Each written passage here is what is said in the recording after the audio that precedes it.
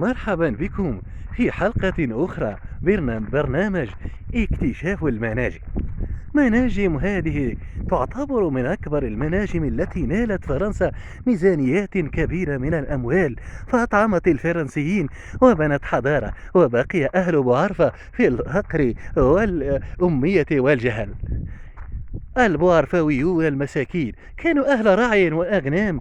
اليوم اصطدموا بحضارة قد سلبت من السكان ما يميزهم. إنها جبال غنية من الذهب والمغنيسيوم والكوبالت والقرطاس، وهذه المناطق عرفت آنذاك بمناطق الرعي ورعاية الأغنام.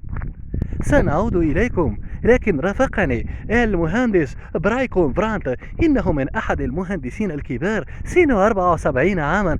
قال إن حضارة بوعرف آنذاك سنة 1934 كانت حضارة كبيرة.